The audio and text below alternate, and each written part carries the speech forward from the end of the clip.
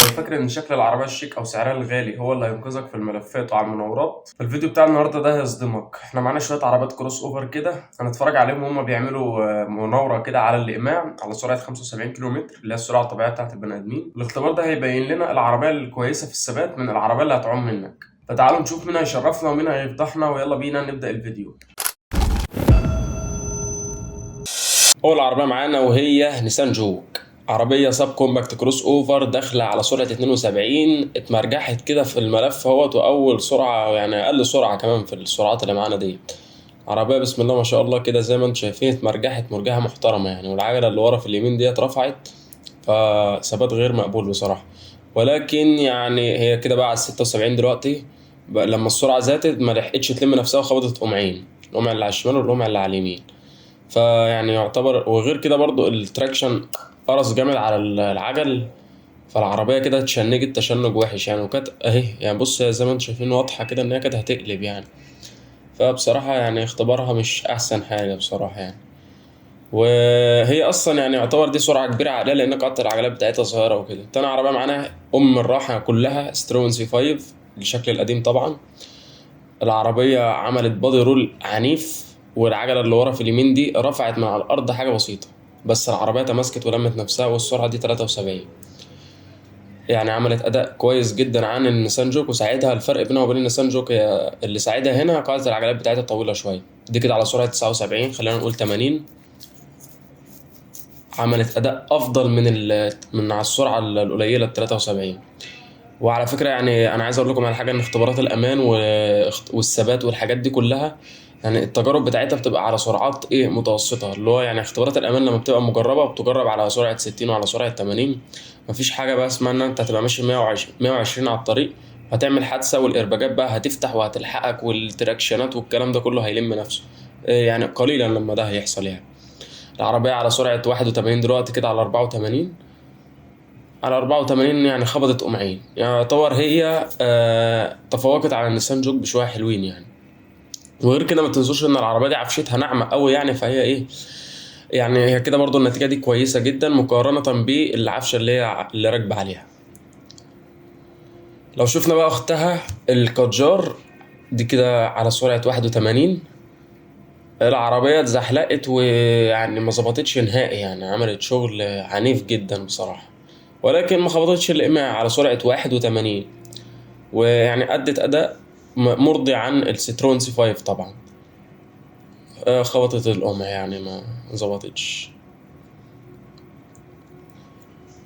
استنوا بقى عشان أنا عايزكم بص وتركزوا معايا لسه، عشان في عربية هتبهركوا على الاختبار ده، بس اصبروا انتوا تعرفوا هي ايه دلوقتي. عربية اتزحلقت بشكل مبالغ فيه من ورا وهي بتاخد أول لفة. معانا البيجو 3008 أسطورة المبيعات على سرعة 80، والعربية دخلت يعني هي في الدخلة كانت كويسة، بس في الطلعة ما لمتش نفسها، اتزحلقت شوية حلوين برضه. ولكن أدت أداء محترم جدا يعني على سرعة 80 وما خبطتش ورا قمع زي ما انتم شايفين اهو.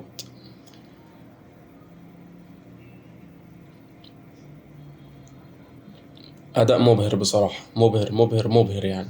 تفوقت على السي 5 وتفوقت على الكادجار، ونيسان جوك بقى فكك منها هي مش معانا دلوقتي. نيسان جوك البيجو 3008 عملت شغل محترم جدا ما شاء الله عليها. لو نزلنا بالسرعة على 77 لمت نفسها ما اتزحلقتش زي ما كانت على 80. برضه ممكن تكون الزحلقة العنيفة اللي حصلت دي برضه السواق تعافى على العربية مرة واحدة فخلاها رمت منه يعني. برضه يعني السواق ليه عامل، بس مش عامل كبير جدا يعني، هو عامل من ضمن العوامل برضه في الموضوع ده. وننتقل للعربية التانية وهي البي ام دبليو الاكس 3 اللي انا كنت لسه بقول لكم بقى دلوقتي، استنوا هتشوفوها. بص يا باشا العربية داخلة 74 ولا شايفة اي حاجة، ولا كأن في اقماع ولا الهوا. اداء الماني يا باشا، شايف ولا عجلة اترفعت ولا عجلة اتعملت ولا كأن اي حاجة شايفاها، داخلة يمين شمال شكرا. اداء رائع رائع رائع رائع ممتاز جدا يعني. الالمان دايما متفوقين على نفسهم. عربية مش شايفة حاجة يعني، ولا كأن في حاجة حصلت، داخلة شمال يمين دنيا جميلة. أداء ممتاز جدا ومبهر بصراحة على سرعة 74. العربية اللي بعد كده معانا وهي الجيب الجراند شيركي، ودي مش هتعجبكم عشان خاطر العربية عالية جدا زي ما انتم شايفين. العربية هتقلب يا باشا، العربية عالية قوي، عالية جدا يعني. وغير كده قاعدة العجلات بتاعتها كبيرة، فهي يعني ما لحقتش تلم نفسها. الفولفو بقى الاكس سي 60 دي انا كنت عامل لها فيديو وهي بتتقلب، هتلاقوه موجود على القناة برضه. العربية خدت الاختبار بتاع المناورة على سرعة 77 بشكل ممتاز بصراحة، ولكن البي ام دبليو الاكس 3 ادت اداء افضل منها. يعني هنا الفردة رفعت سنة زي ما كانت في السي 5، الفردة اللي ورا في اليمين دي اترفعت سنة زي السي 5.